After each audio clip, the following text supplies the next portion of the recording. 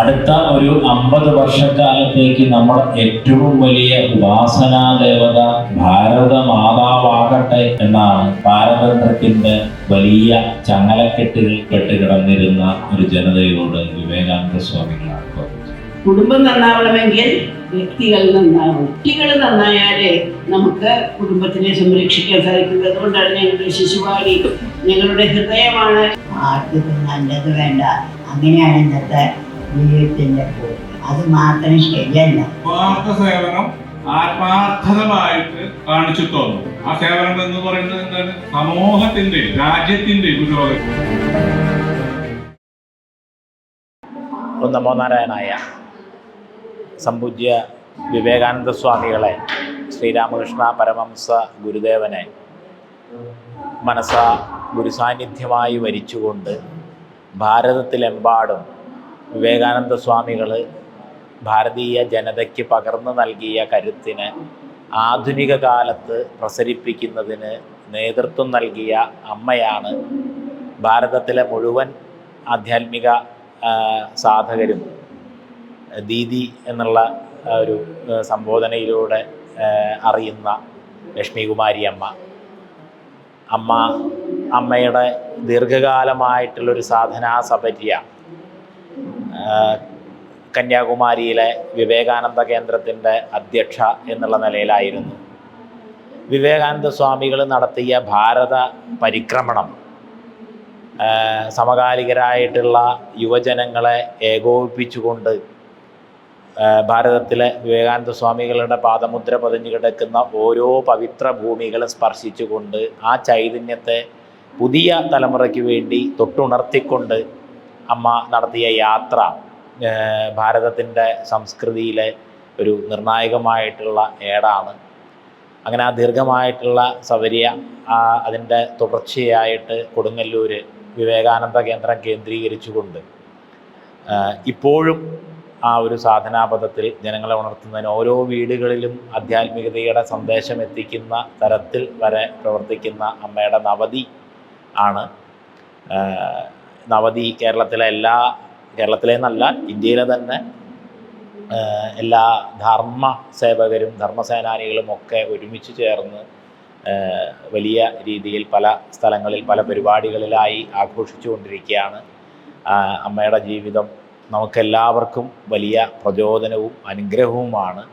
ഈ ധർമ്മത്തിൻ്റെ കരുത്ത് വിവേകാനന്ദ സ്വാമികൾ കൊളുത്തിവെച്ച ആ ദീപം ദീദിയിലൂടെ പടർന്ന് ഇന്ന് നമ്മളിലെല്ലാവരും നിറഞ്ഞിരിക്കുന്ന ആ ഊർജം ഭാരതത്തിൻ്റെ മുന്നോട്ടുള്ള പോക്കിൽ വലിയൊരു വെളിച്ചമായിട്ട് പ്രകാശിക്കട്ടെ എന്ന് പ്രാർത്ഥിക്കുന്നു. രണ്ട് പ്രധാന വ്യക്തികളാണ് നമ്മുടെ വേദിയിലുള്ളത്. സംപൂജ്യ മാതാജി 5 വയസ്സിലെ സന്യാസം സ്വീകരിച്ച അന്ന് സന്യാസത്തിന് ഇന്ന് കാണുന്നതൊന്നുമില്ല. അദ്ദേഹം സ്വാമിജി ചിന്മയാനന്ദ സ്വാമിയുടെ അമ്മാമനായിരിക്കും തോന്നുന്നുണ്ട്. ത്യാഗീശാനന്ദ സ്വാമികൾ വിവേകാനന്ദ സ്വാമിയുടെ ചരണങ്ങളിൽ നമസ്കരിച്ചുകൊണ്ട് തൃശ്ശൂർ രാമകൃഷ്ണ മഠം സ്ഥാപിച്ചു. അവിടെയാണ് ഇന്ന് വിവേകദേവ് സ്കൂളുള്ളത്. പിന്നെ അദ്ദേഹം അവിടുന്ന് പുറനാട്ടുകരയിലേക്ക് മാറ്റി അവിടെ വളരെ പാവപ്പെട്ട കുട്ടികൾക്കായിട്ടൊരു ഗുരുകുലം സ്ഥാപിക്കുകയുണ്ട്. ആ ഗുരുകുലത്തിൽ സ്ഥാപിച്ചപ്പോൾ അവിടേക്ക് ഓടി വന്നതാണ് നമ്മുടെ മാതാജി 5 വയസ്സ്. ഒന്ന് ആലോചിച്ച് നോക്കൂ. കുടുംബ പ്രാരബ്ധങ്ങളെയും എല്ലാത്തിനെയും വിട്ട് സന്യാസത്തിന് വേണ്ടി തയ്യാറെടുത്തുകൊണ്ട് പിന്നെ അമ്മ തിരിച്ചു പോയിട്ട് തന്നെ ഇല്ല വീട്ടിലേക്ക്. അപ്പോൾ അത്രയുമുള്ള ഒരു ത്യാഗമൂർത്തിയാണ് ഞാൻ ഇന്നിവിടെ നിങ്ങളുടെ മുമ്പിൽ അവതരിപ്പിക്കാൻ ആഗ്രഹിച്ചത്. മാതൃത്വത്തിൻ്റെ പരമമായിട്ടുള്ള സങ്കല്പം എന്തായിരിക്കണം? ത്യാഗം. എൻ്റേതായിട്ട് യാതൊന്നുമില്ല, മാതാജിയുടെ ആയിട്ട് ഒന്നുമില്ല. എന്നാൽ നമ്മളെല്ലാവരും മാതാജിയുടേതാണ്. അങ്ങനെ ഇരിക്കുന്ന മാതാജിയുടെ സാന്നിധ്യം ഇന്നത്തെ ഈ പരിപാടിയിൽ ഞാൻ എല്ലാവരുടെ മുമ്പിലേക്കും വയ്ക്കാൻ ആഗ്രഹിക്കുന്നത് ആ മാതൃചേതന തന്നെയാണ്. മാതാജി പറഞ്ഞു, എവിടെ നിന്നാണ് നമ്മൾ സമുദായത്തിനെ നന്നാക്കാൻ നോക്കേണ്ടത്? കുടുംബത്തിൽ നിന്ന് തന്നെ. കുടുംബം നന്നാവണമെങ്കിൽ വ്യക്തികൾ നന്നാവണം. അതാണ് പറഞ്ഞതിൻ്റെ പൊരുൾ മുഴുവനും. അങ്ങോട്ടും ഇങ്ങോട്ടും ചാച്ചും ചരിച്ചും പറഞ്ഞപ്പോൾ അമ്മയുടെ മനസ്സിലുള്ള വ്യാകുലത മുഴുവൻ അതായിരുന്നു. കുടുംബങ്ങൾ നശിച്ചു പോയിക്കൊണ്ടിരിക്കുന്നു, കുടുംബങ്ങളിലെ സ്ഥിതി ഭേദമാകണം, അതിനവിടെയുള്ള കുട്ടികളെ നമ്മൾ നന്നാക്കി വളർത്തിയെടുക്കണം. അത് തന്നെയാണ് വിവേകാനന്ദ കേന്ദ്രത്തിലെയും. കുട്ടികൾ നന്നായാലേ നമുക്ക് കുടുംബത്തിനെ സംരക്ഷിക്കാൻ സാധിക്കുന്നത്. അതുകൊണ്ടാണ് ഞങ്ങളുടെ ശിശുവാടി, ഞങ്ങളുടെ ഹൃദയമാണ് ഇവിടുത്തെ ഈ ശിശു കേന്ദ്രം. അവിടുത്തെ കുട്ടികളിൽ കൂടിയാണ് ഞങ്ങൾ ഈ സംസ്കാരത്തെ വീണ്ടും, ഞാൻ എപ്പോഴും പറയും, ഒരു ചെറിയ വിളക്ക് കുട്ടികളുടെ കയ്യിൽ കൊടുത്ത് അത് വീട്ടിൽ വെക്കാൻ പറയുകയാണ്. അങ്ങനെയാണ് നമ്മളിവിടെ കഴിഞ്ഞ 25ാമത്തെ വർഷമാണ് അടുത്ത് വരാൻ പോകുന്നത്. ശിശുവിഹാറിൻ്റെ 25ാം വർഷം നമ്മൾ ആഘോഷിക്കുകയാണ്. എൻ്റെ പ്രിയപ്പെട്ട, ഞാൻ എപ്പോഴും പറയുന്ന പ്രസവിക്കാത്ത മകള്, അവള് ബിന്ദുവാണ് അതിൻ്റെ ചുമതലയെല്ലാം ഏറ്റെടുത്ത് നടത്തുന്നത്. അങ്ങനെ 25ാമത്തെ വർഷത്തിലേക്ക് അടുക്കുകയാണ്. നമുക്ക് കുട്ടികളെയൊക്കെ ഈ ഇത് കൊണ്ടുവരേണ്ടത് അത്യാവശ്യമാണ്. രണ്ടാമതായിട്ട് കുട്ടികൾ മാത്രം പോരാ, നമ്മളെല്ലാവരും ചേർന്ന് പ്രയത്നിക്കണം എന്നുള്ളതിൻ്റെ മകുട ഉദാഹരണമാണ് നമ്മുടെ സ്വാമിജി. സ്വാർത്ഥ സേവനം ആത്മാർത്ഥതമായിട്ട് കാണിച്ചു തോന്നും. ആ സേവനം എന്ന് പറയുന്നത് എന്താണ്?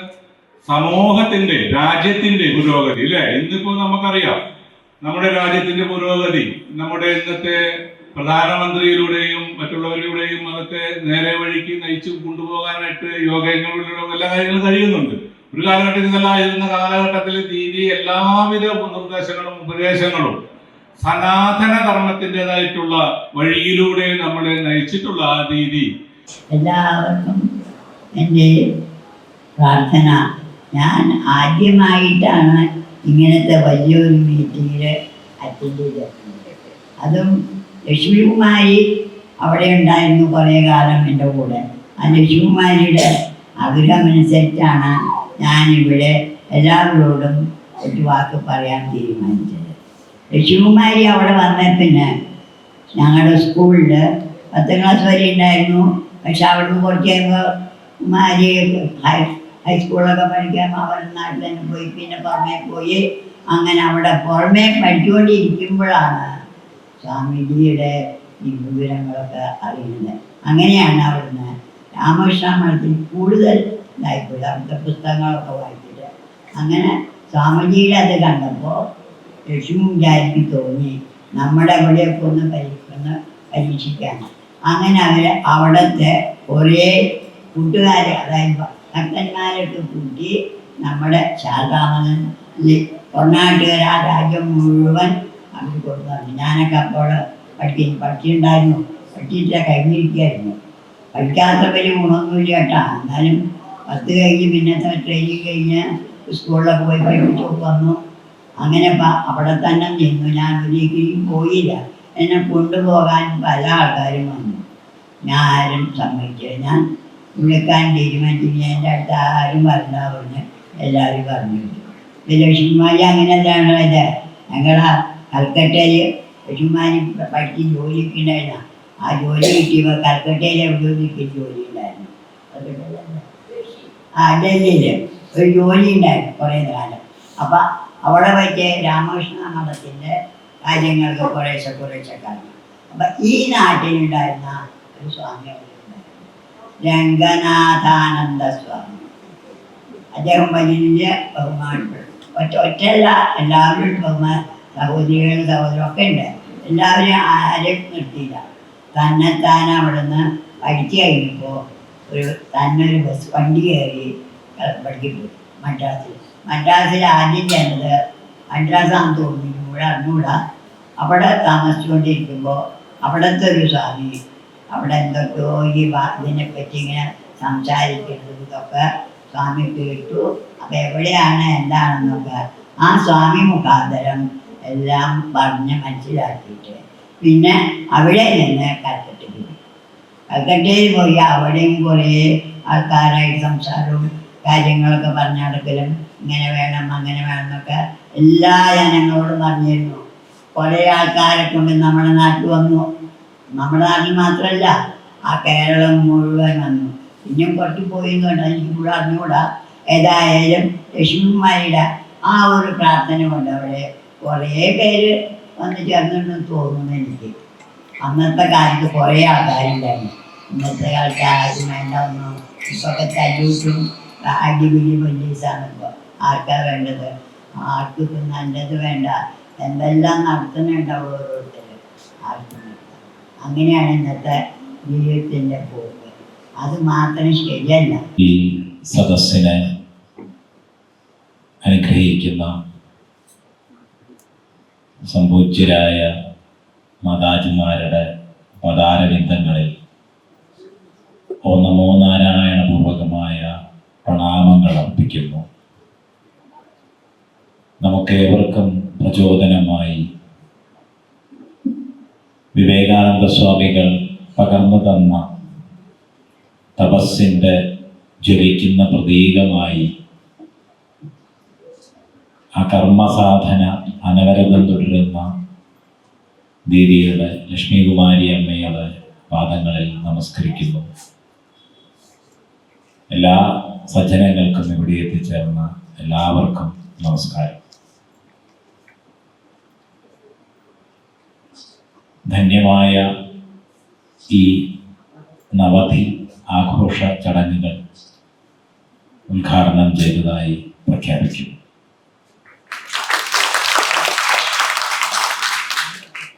ഈ വേദിയിൽ ഇവിടെ എത്തിച്ചേരാൻ കഴിയുക എന്നുള്ളത് ഒരു വലിയ അനുഗ്രഹമാണ്. കേരളത്തിലും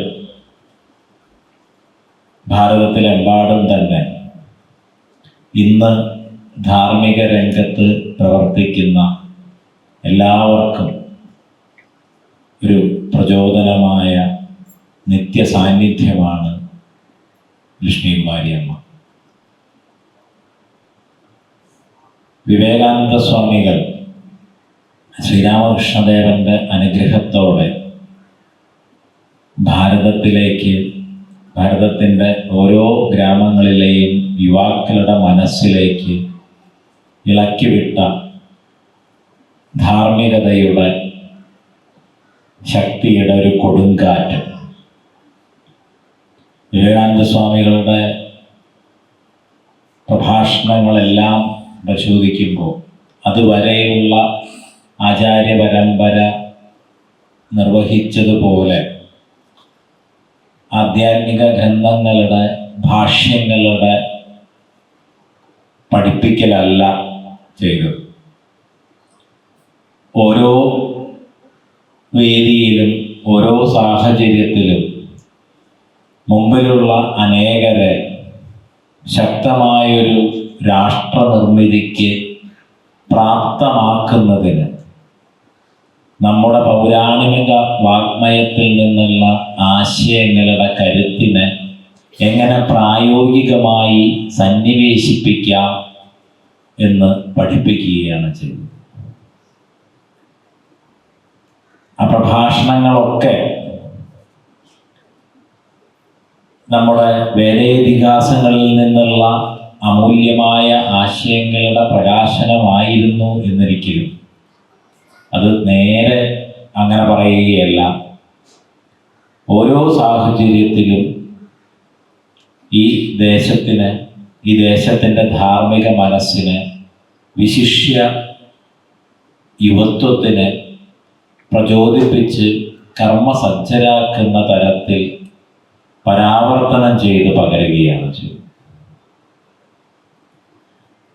അടുത്ത ഒരു 50 വർഷക്കാലത്തേക്ക് നമ്മുടെ ഏറ്റവും വലിയ ഉപാസനാ ദേവത ഭാരത മാതാവാകട്ടെ എന്നാണ് പാരതന്ത്ര്യത്തിൻ്റെ വലിയ ചങ്ങലക്കെട്ടുകളിൽക്കിടയിൽപ്പെട്ട് കിടന്നിരുന്ന ഒരു ജനതയോട് വിവേകാനന്ദ സ്വാമികൾ ആഹ്വാനം ചെയ്തു. ആ ധാർമ്മിക തേജസ്സിൽ നിന്നുള്ള പ്രചോദനം ഉൾക്കൊണ്ടുകൊണ്ടാണ് നിരവധി മഹാത്മാക്കൾ ഈ ഭാരതത്തിൻ്റെ പുനർനിർമ്മാണത്തിനുള്ള തപസ്സിലേർപ്പെട്ടു. വർഷങ്ങൾക്ക് ശേഷം ഇന്നത്തെ കാലത്ത് ആ സന്ദേശത്തിൻ്റെ, വിവേകാനന്ദ സ്വാമികൾ പകർന്നു തന്ന സന്ദേശത്തെ എങ്ങനെ ജീവിതത്തിൽ പകർത്തി ദേശത്തിന് വേണ്ടിയുള്ള, ധർമ്മത്തിന് വേണ്ടിയുള്ള സേവനത്തെ ഒരു സാധനയാക്കി ജീവിതം നയിക്കാം എന്നുള്ളതിൻ്റെ പ്രകടമായ പ്രായോഗികമായ ഏറ്റവും ഉത്തമമായ ഉദാഹരണമായി നമ്മളിൽ ജീവിച്ചുകൊണ്ട്, അതുപോലെ വിവേകാനന്ദ സ്വാമികൾ പകർന്നു തന്ന സന്ദേശത്തെ ജീവിതത്തിലേക്ക് പകർത്തുന്നതിന് നിരവധി വ്യക്തിത്വങ്ങളെ പ്രചോദിപ്പിക്കുന്ന ജീവിതമാണ് അമ്മയുടേത്. തീർത്തും വ്യത്യസ്തമായിട്ടുള്ള സാഹചര്യങ്ങളിൽ നിന്ന് വിവേകാനന്ദ കേന്ദ്രം എന്ന മഹാപ്രസ്ഥാനത്തിൻ്റെ സാരഥ്യത്തിലേക്ക് എത്തിച്ചേരുമ്പോൾ, ആ വിവേകാനന്ദ കേന്ദ്രം അവിടെ ഉണ്ടാകുന്നതിന് പിന്നിൽ തന്നെ അന്നത്തെ കാലത്ത് നമ്മുടെ സമാജം സഹിക്കേണ്ടി വന്ന തീക്ഷ്ണമായിട്ടുള്ള ത്യാഗങ്ങളുണ്ട്. ഒരു അധിനിവേശ സംസ്കൃതിയുടെ അടയാളം വിവേകാനന്ദ പാറയ്ക്കുമേൽ സ്ഥിരപ്രതിഷ്ഠയാകും എന്നുള്ളൊരു സാഹചര്യത്തിൽ അതിനെ അവിടെ നിന്ന് പിഴുതുമാറ്റിയിട്ട് ആചാര്യൻ്റെ സാധനാ കേന്ദ്രം എന്നുള്ള ആ പ്രൗഢിയിലേക്ക് അതിനെ പുനരായിക്കുന്നതിന് നേതൃത്വം നൽകിയ ഒരു മഹാത്മാവ്, അദ്ദേഹത്തിൻ്റെ ശരീരം വിട്ടിട്ട് കുറച്ച് ദിവസങ്ങളാകുന്നേ ഉള്ളൂ. വെള്ളയിൽ കടപ്പുറത്ത് നിന്ന് വന്ന ലക്ഷ്മണൻ എന്ന് പറയുന്ന അദ്ദേഹം. അങ്ങനെയുള്ള നിരവധി ആളുകളുടെ പരിശ്രമത്തെ തുടർന്ന് വിവേകാനന്ദ കേന്ദ്രം സ്ഥാപിതമായതിനു ശേഷം ആ കേന്ദ്രത്തിൽ നിന്നുകൊണ്ട് ഭാരതത്തെ പുനർനിർമ്മിക്കുന്നതിനായി വിവേകാനന്ദ സ്വാമികളുടെ സന്ദേശം ആധുനിക കാലത്തെ ജനങ്ങളിലേക്ക് പകരുന്നതിന് വേണ്ടിയിട്ടുള്ള ദീർഘമായൊരു തപസ്, ആ ദീർഘമായ തപസ്സിൻ്റെ പലതരത്തിലുള്ള അനുരണങ്ങളാണ് ഇന്ന് ഭാരതത്തിൻ്റെ വിവിധ ഭാഗങ്ങളിലുള്ള നിരവധിയായിട്ടുള്ള ധാർമ്മിക സേവന പ്രസ്ഥാനങ്ങളൊക്കെ. ഏത് ഭാരതീയമായിട്ടുള്ള ധാർമ്മിക സേവാ പ്രസ്ഥാനങ്ങൾ, സമാജ സേവാ പ്രസ്ഥാനങ്ങൾ എടുത്താലും അവിടെ വിവേകാനന്ദ സ്വാമിയിൽ നിന്നുള്ളൊരു ഊർജം നമുക്ക് കാണാൻ കഴിയും. ശ്രീരാമകൃഷ്ണ മഠത്തിൻ്റെ, ശാരദാ മിഷൻ്റെ ഒക്കെ സംപൂജ്യരായിട്ടുള്ള സന്ത് മഹാത്മാക്കളുടെ അനുഗ്രഹാശിസ്സുകളോടെ അക്ഷീണം കർമ്മനിരതരായിട്ടുള്ള സമാജ സേവകർ, അവര് അസ്ഥിവാരമിട്ടതാണ്, ഇട്ടിട്ടാണ് വിശ്വഗുരുവായിട്ടുള്ള ഒരു പദവിയിലേക്ക് ഭാരതം ഇന്ന് നടന്നു പോകുന്നത്. അതിന് നിർണായകമായിട്ടുള്ള ഒരു ചരിത്രഘട്ടത്തിൽ നേതൃത്വം നൽകിയ വ്യക്തിത്വമാണ് അമ്മ. അമ്മ പലപ്പോഴും വളരെ ലളിതമായിട്ടാണ് അമ്മ ചെയ്ത കാര്യങ്ങളൊക്കെ നമ്മളുമായി പങ്കുവയ്ക്കാറ്. അതൊക്കെ അങ്ങനെ സംഭവിച്ചു എന്നേ ഉള്ളൂ എന്നോ, അല്ലെങ്കിൽ അത് എല്ലാവരും ആ രീതിയിൽ ഒരുമിച്ച് നിന്നു, അപ്പോൾ ആ കാര്യം അങ്ങനെ നടന്നു, അങ്ങനെ ഏറ്റവും ലളിതമായിട്ട് അതൊന്നും കൃത്യമായിട്ട് രേഖപ്പെടുത്തുകയോ അല്ലെങ്കിൽ എന്തെല്ലാമാണ് അതിനെ തുടർന്നുണ്ടായിട്ടുള്ള മാറ്റങ്ങൾ എന്നുള്ള അത് ഒരു വിശകലനം ചെയ്യുകയോ അങ്ങനെയൊന്നും നമ്മുടെ പല മഹാത്മാക്കളുടെയും കാര്യത്തിൽ എന്നുള്ളതുപോലെ അമ്മയുടെ കാര്യത്തിൽ ഉണ്ടായിട്ടില്ല. നമ്മളും ആ കാര്യത്തിൽ അത്ര ശ്രദ്ധിച്ചിട്ടില്ല. അമ്മ നമുക്കിടയിലെല്ലാം ഉണ്ട്, നമ്മുടെ ഒരു വ്യക്തി സാന്നിധ്യമായിട്ട് അനുഗ്രഹമായിട്ട് എന്നുള്ള ആ സ്വാസ്ഥ്യത്തിലിരിക്കുകയാണ് നമ്മളും ചെയ്തത്. ഒരു വിവേകാനന്ദ സ്വാമികൾക്ക് ശേഷം ആ സന്ദേശത്തെ ഭാരതത്തിനെ പുനർനിർമ്മിക്കാൻ ആഗ്രഹിക്കുന്ന ഒരു വലിയ സംഘം ചെറുപ്പക്കാരിലേക്ക് കർമ്മോർജമായിട്ട് പരിവർത്തിപ്പിക്കാനുള്ള ആ മഹാതപസ് നമ്മുടെ ധാർമ്മികമായിട്ടുള്ള ചരിത്രത്തിൻ്റെ ഉജ്ജ്വലമായിട്ടുള്ളൊരു ഏടാണ്. ആ തപസ് 90 വർഷങ്ങൾ പിന്നിട്ട് നവതിയിലെത്തി നിൽക്കുമ്പോൾ ഇപ്പോഴും കർമ്മനിരതമാണ്. കഴിഞ്ഞ തവണ ഞാനിവിടെ വരുമ്പോൾ അമ്മ സംസാരിക്കുകയുണ്ടായിരുന്നത് ആ സമയത്ത് ഇവിടെയുള്ള ഓരോ വീടുകളിലും ചെന്ന് ആധ്യാത്മിക ഗ്രന്ഥങ്ങൾ പാരായണം ചെയ്യുന്നതിന് വേണ്ടിയിട്ട് ഏറ്റെടുത്തിരിക്കുന്ന ഒരു പുതിയ ദൗത്യത്തെക്കുറിച്ചാണ്. ഓരോ സമയത്തും ഓരോ നിമിഷത്തിലും സമാജത്തിന് വേണ്ടി, ധർമ്മത്തിന് വേണ്ടി ഇനി എന്താണ് ചെയ്യാൻ കഴിയുക എന്ന് ആലോചിച്ചുകൊണ്ട് ആ ധ്യാനത്തിൽ മുന്നോട്ട് പോകുന്ന ഈ മഹാത്മാക്കളുടെ തപസ് ഏതെല്ലാം തരത്തിലാണ് നമുക്ക് തുടരാൻ കഴിയുക എന്നുള്ളതാണ് ഇത്തരത്തിലുള്ള ഓരോ സന്ദർഭത്തിലും നമ്മൾ ചിന്തിച്ചുകൊണ്ടിരിക്കുന്നത്. നമ്മുടെ പാരമ്പര്യത്തിൽ 2 തലങ്ങൾ പൊതുവിൽ നമ്മൾ പരമ്പരയായി പറയും. ഒന്നൊരു ഭക്തന്റെ തലമാണ്, മറ്റൊന്നൊരു ശിഷ്യന്റെ തലമാണ്. ഭക്തന്റെ തലം എന്ന് പറയുന്നത് ആ ഒരു ഗുരുവിൻ്റെ എല്ലാ സംരക്ഷണവും അല്ലെങ്കിൽ എല്ലാം ഏറ്റുവാങ്ങി നമ്മൾ ഒന്ന് സുരക്ഷിതരായിരിക്കുന്ന ഒരു തലമാണ്. ശിഷ്യരുടെ തലം എന്ന് പറയുന്നത് ആ ഗുരുവിൻ്റെ സന്ദേശത്തെ ഗുരുവിൻ്റെ മുമ്പിൽ നിന്നുകൊണ്ട് ലോകത്തിൽ മുഴുവൻ പ്രചരിപ്പിക്കുന്നു. ഗുരു എന്ത് ദൗത്യമാണോ ഏറ്റെടുത്തത് ആ ദൗത്യത്തെ ഏറ്റവും കൂടുതൽ പ്രചരിപ്പിക്കുന്നു. ആ ദൗത്യത്തിന് നേരെ വരുന്ന ബുദ്ധിമുട്ടുകളെ, പ്രയാസങ്ങളെ ഗുരുവിൻ്റെ മുമ്പിൽ നിന്ന് ഏറ്റവും ആദ്യം സ്വീകരിക്കുന്ന ഒരു തപസ്സാണ് ശിഷ്യന്. അവിടെ ബുദ്ധിമുട്ടുകളെല്ലാം സ്വയം ഏറ്റെടുക്കുന്ന തലമാണ്. അവിടെ ഗുരുവിന്, ആ ഗുരുവിൻ്റെ ധർമ്മത്തിന് സംരക്ഷണം കൊടുക്കുന്ന ധർമ്മമാണ് ശിഷ്യന്. ശ്രീരാമകൃഷ്ണദേവൻ്റെയൊക്കെ ശിഷ്യരെ കുറിച്ചിട്ടുള്ള ഗ്രന്ഥങ്ങൾ, ഗൃഹസ്ഥ ശിഷ്യരെ കുറിച്ചും സന്യാസി ശിഷ്യരെ കുറിച്ചിട്ടും ഒക്കെയുള്ള ഗ്രന്ഥങ്ങൾ നമ്മുടെ പൗരാണിക വാഗ്മയത്തോളം തന്നെ ഈ ധാർമ്മികമായ സപര്യയിൽ നമുക്ക് വഴികാട്ടുന്ന ജീവിതാനുഭവങ്ങളാണ്.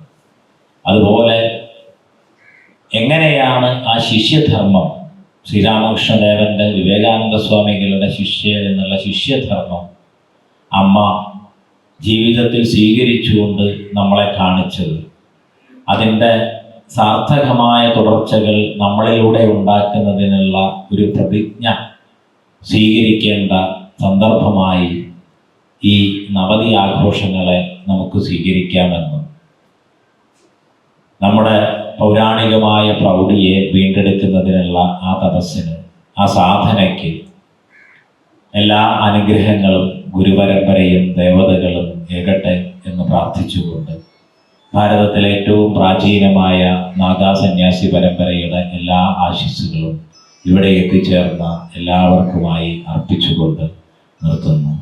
ഓം ശാന്തി ശാന്തി ശാന്തി.